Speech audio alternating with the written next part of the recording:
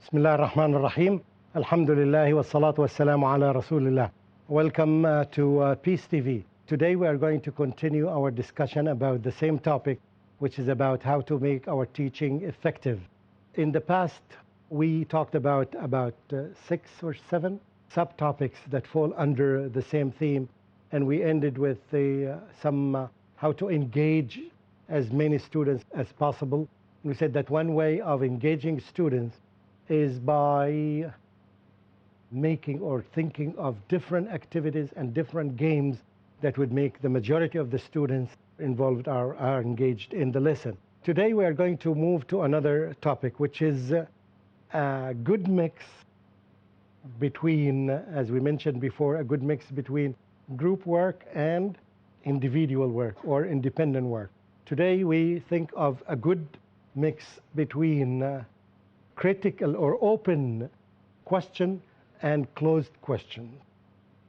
In other words, this falls under something is known as questioning strategy.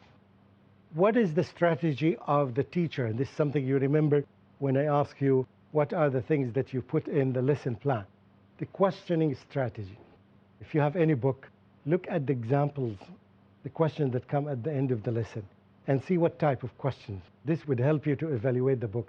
Today in the morning, I had a group of books. I was looking into them, and I've seen all the questions. They are information questions.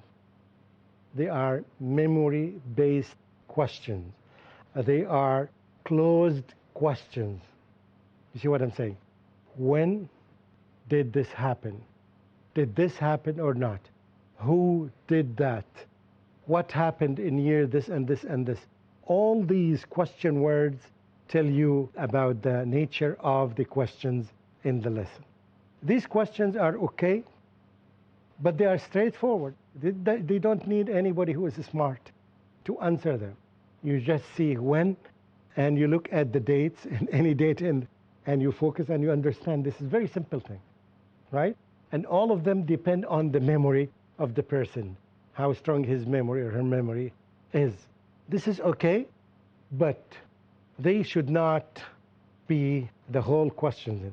There should be other type of questions that would make the student think. We call them open questions. They don't have one answer. They don't have one single answer. When I say that, when were you born? You tell me 1973, right? This one single answer. All students have the same answer, right? But if I say to you, what will happen if the lights here go out? Do you expect the answer will be the same from everyone? Definitely no, right? Okay, imagine yourself in a studio much bigger than this. What will happen? What is the result of having this? Can you compare this situation with this situation? Again, you don't get the same answers, right? Because we think differently. This is something very important. And when we say that a good mix or a good balance between these two, again, balance, good balance does not mean 50-50, right? It does not mean 50-50. It may mean 15% here closed questions, and the rest of the questions are open questions. It depends on what you want from the students. So I think having this balance is something very essential in our teaching. Why is this? If we keep asking and focusing on closed questions, we will have the result appearing in closed brains. You will have people, yes, they don't have opportunity to think. Let's say that you are cooking something, right? And the question comes, what happens if you put ananas to the cooking that you are cooking? Will the taste change? Will your husband accept it? Will your children take it easily? Will you see what I'm saying? And this is, again, advice for anyone who cooks or does something. Try to experiment. You've been doing this all your lifetime. Try to change it one time. What if you change the amount of macaroni here or the amount of rice here, and you increase the amount of this and this? Try to experiment. These questions that we are saying are the ones who are going to make you creative or to make your students creative. Any comment? Do you do this in your class? And tell me the percentage. Be sincere. Yeah, we are not in a court, but be sincere. I tell you the truth, when we were young, most of the students that we used to have in class, and we used to do as teachers were closed. And a teacher would come, or an inspector would come, a visitor would come to the school, and I ask the students and they respond, and he thinks that this is a wonderful class. And the reality is it's not a wonderful class. It's not an amazing class. It's not even a realistic class, because we focus on only information. And information itself does not tell you much. You need to analyze this information. And we will talk about this much when you have this information, the results of the students, for example, in front of you. You look at them, they're just grades and numbers. They don't tell you anything. They tell you when you analyze them.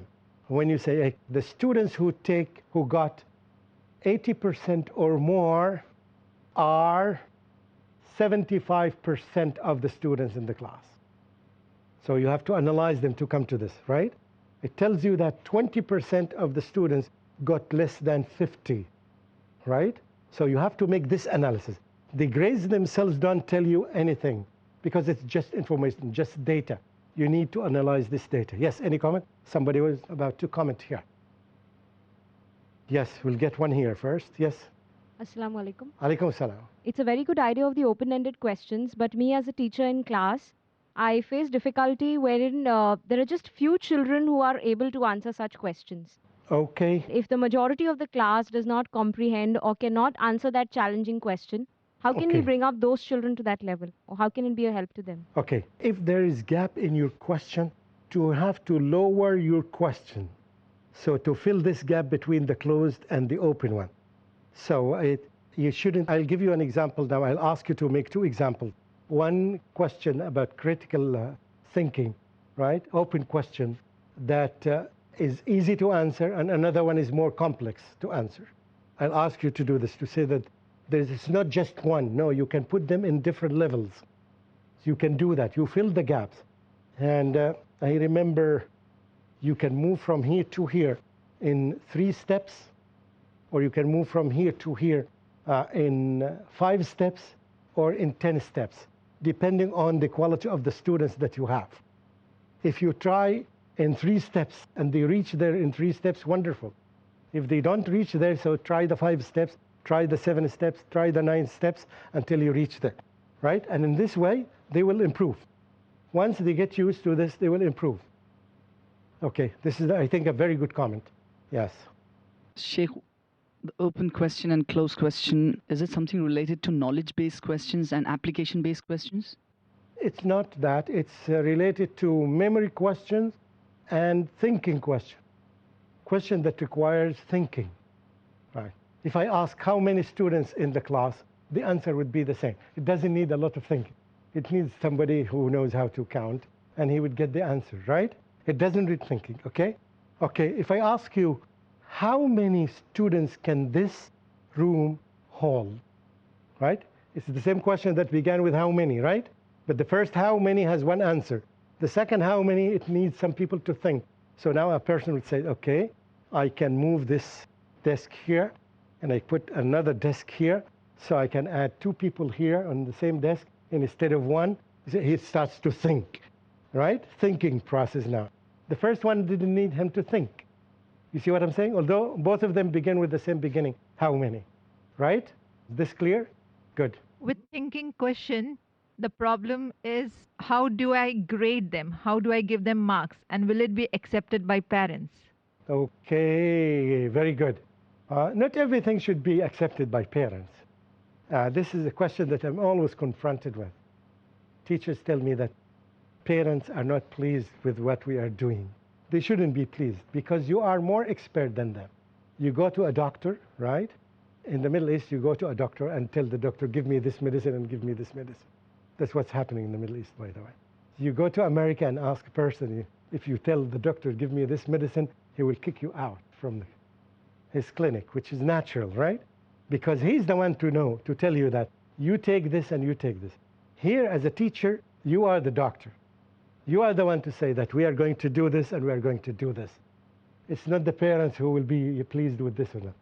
Inshallah, we'll continue after we take a break. Assalamu alaikum wa rahmatullahi wa barakatuh.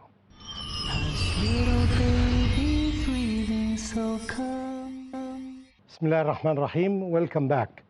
We will continue our discussion about a good mix between closed and open questions. But before we continue, I got some papers for you because I remembered when we were talking about exercises for reading, some, yes, exercises and different types of activities in reading.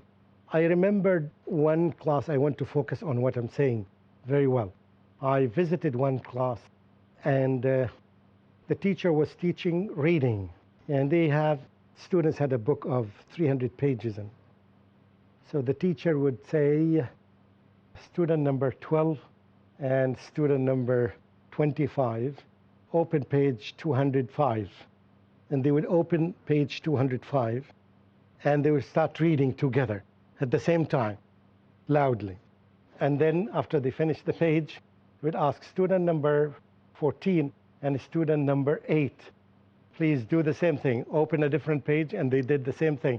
They were reading parallel.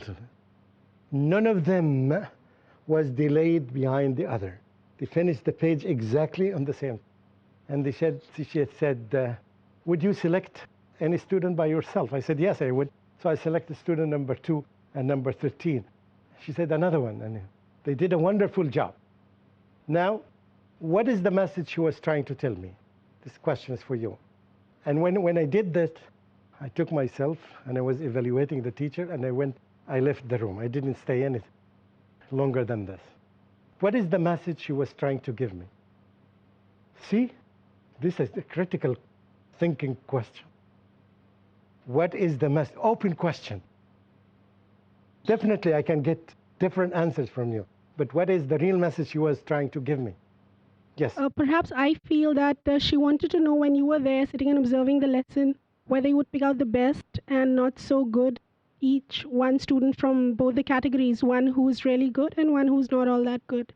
Okay. So that's why she made that suggestion, to see which ones would you select based on your analysis of what you had heard. I selected all of them did the same performance. That they used to practice reading, and it showed that when they were reading together also, that they were perfect. They were? Perfect. Perfect. This is the message she was trying to tell me. And that's why I didn't talk to her. I got the message and I left the classroom. The message that she was trying to tell me that, have you ever seen a better level than what you see by your eye? All students read on the same level. Not a single one of them makes a mistake. That means all of them are 100%. I don't need to see their grade. I've seen something that I've never seen in my life. So I got the message very quickly, so I didn't ask her any question, and I left the class. Do you see what I'm saying? This tells me that she, as the sister explained, they got adequate training that they went to be in the same level. It's very difficult to find a place like this. It means that the teacher did a wonderful job. That when any two students can read at the same time, I will try any of you to read right now. Get a microphone and get a microphone. Yes, one is here and one is here. You read at the same time. I don't want to see gaps in your reading. Can we try this? I'm just trying to prove how difficult it is. Okay. Okay, good. Or at least you didn't take enough training. You have the paper now. Okay? The two sisters would read. Read the first paragraph. Okay? I'll begin with 3, 3, 2, 1. Okay? 3, 2, 1. Go. Muslims perform salah 5 times a day. These 5 salahs fall perfectly within the transitional periods of the day: dawn, noon, afternoon, evening, and night. This distribution helps organize the busy daily life and makes the relationship with the Creator continuous with major focal points during the day. Thank you. Some miss, huh? You see? Okay. So I think after training, you will get it. After training. But it tells me, I was so pleased to see the students are doing this. They were in grade 11, yeah. So again, training makes perfect. And this is a very good exercise. I hope you write it, and I hope you do it in your class. And you can move from 2 students to 3 students. And everybody, when a parent comes to you, say that you're not doing a good job, let the parent see what you're doing. Okay? So my students are not making mistakes and reading at the same pace, right? Right? So this is something very good. I wanted to share it with you. Jazakumullahu khair. Excuse me, brother. Yes? I'll just beg to differ that in case I'm a language teacher and we are doing some, for example, a drama scene and Yeah. we are doing the reading. Now, the kind of style a different child will read, a dialogue will differ. Yeah. So how will they read it the same manner? Yeah, but this is again the same thing. You can apply this in hadith. You can apply this when they are reading a book of tafsir. You see what I'm saying? You can apply it in many aspects. So it's, as I said, that you take the thing and you try to apply it even with little modification. But it shows a high level of expertise. Perfection. Perfection. I said perfect, yeah. Of course, the teacher for me was an outstanding teacher, because she is the one who made the students like this. It's not their parents, it's she who did this. Okay, this is an example. I hope you benefit from this. Yeah, some of the experiences I share with you, not directly from my experience, from other people's experience, but we need to share the experience. This is the good practices that we were talking about. Good, let's go back to our topic, which is the good balance between mixed and closed question. The question I asked you, so I combined this. What is the message that you can get from here is an open question. Everybody can think, what is the message? And I'm quite sure we had different messages in our brains, right? So this is a kind of question that how it depends on the analysis. Yeah, what I am trying to do here, so let everybody express himself. Even the student who is weak can say, Mamdooh, you're trying to make the lesson active. Good, that's fine. In open questions, now, there is nothing really wrong and nothing really correct 100%. There are many answers. That's why I go back to the question that she raised, which is that how can I grade this? She raised this question, how can I grade this? If I were you, anyone who gave an answer that makes sense would get the answer correct. Anyone that makes a response that makes sense, right? So he gets the highest number, highest grade, right? Because you don't have a fixed answer. Yes, I was expecting you to say that she's trying to give you a message that there is nothing better than this. The sister said it with different words, still she got exactly what I was expecting. You see what I'm saying? So it doesn't mean that different answers, different grades. Here, different answers, all of them can take, yes, the same grade. Okay, I hope you are clear about this. So it's no longer difficult to answer this. You can give many, although somebody would say that this is not the same answer, but I got the same grade. That's exactly what we want. Different answers, but the same grade, the same mark. Good. Any other comment about this before we ask you to apply this in your subject? One comment about having a good balance between open questions and closed questions is, for example, we find in the class, this is concerning differentiation. There are some students who are not very good at answering the open-ended questions, and they would leave the questions altogether in the paper. So to increase the level of attempt at that question, what I would do is combine a question which has closed aspect to it as well as an open aspect to it, so that the ones who are good, they will attempt the entire question and answer both the aspects, whereas the ones who are weak, because they've answered the closed-ended part of it, they will get a little bit push to go forward and at least attempt the open-ended part of it, so that it brings about improvement in their the open-ended question part of it. It's okay, but what I'm trying to say that not every question or not every discussion you should grade the students. Now we are in a normal lesson now. I'm not giving you marks, but this is how you develop them. Let's say that you do it 5 times a week like this without grading them, and number 6, right, you start grading them. See what I'm saying? So you are just training them to think, all right, without, this is a very good answer. This is an amazing answer. This is wonderful. This is great, right? You encourage them to think. Okay, what do you say about his comment? Do you agree with him or don't you agree with him? If they agree with him, right, and he says, why do you agree with him? And he gives you a right answer, a correct answer, so he's thinking. We need to train them how to think. Am I clear for that? And it's not every time you evaluate them. No, not necessarily you evaluate them. But you will notice after some time, every time that when you ask an open-ended question, or an open question, that it's this student who is answering. So when you finish the class or in the break, you take your book of evaluation and you write something beside the student, so to know that he's doing fine, right? Take notes all the time in this book, so it would give you clear idea about the students, right? And this one who was never used to give an answer before, but now he's doing that. So he improved. He started moving from closed question to thinking question. Focus on him later on, and you will find that he's improving. Good. Another comment? If I were you, I would have 2 million comments. If you don't have any comment, now it's time to think of examples. 2 examples. One is a very difficult, high critical thinking question, and one is a very low critical thinking question. And you have to think of the subject matter, the grade, and the 2 questions. We will take this assignment, and you can do them even in the break. The example that I gave you right now is a very high thinking. What is the message he is trying to get? I'll give you an example, simple example. When during the 1973 war between the Arabs and Israel, yes, Kissinger was worried about the use of oil. If the Arabs are going to use the oil as a weapon in the war.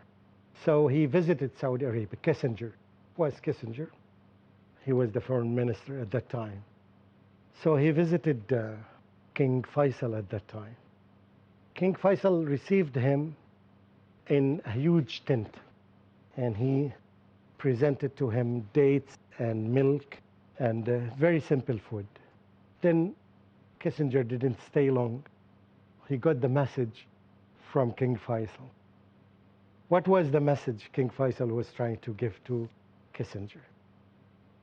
Yes? The message that King Faisal was trying to give to Kissinger was that we don't require the money that we get from your oil. We can survive. From your oil or my oil? From the oil that we are selling to you. We can live in the way that we are living, and if we stop it, you who are going to be in trouble, not us. Okay. He said, listen, because of course he knew that the West can destroy the oil. He said that we got used to this life. We can live in tents, we can eat dates, and we can eat milk. We don't care about this. In other words, he's saying that we are going to use the oil as a weapon, whether you like it or not. So this was the message. So Kissinger understood the message very clearly. Okay, you got it? So this is an example to let you think. This is, of course, high order thinking. Okay? Good. Jazakumullah khair. This is the end of this episode, and I hope, inshallah, in the coming episode, we continue talking about the same topic. Assalamu alaikum wa rahmatullahi wa barakatuh. Little baby, pure and small, He created you, He created us all. Hush, little baby, don't you fear, we're never alone when Allah's so near. Hush, little baby, breathing so calm, He'll protect us all and keep us from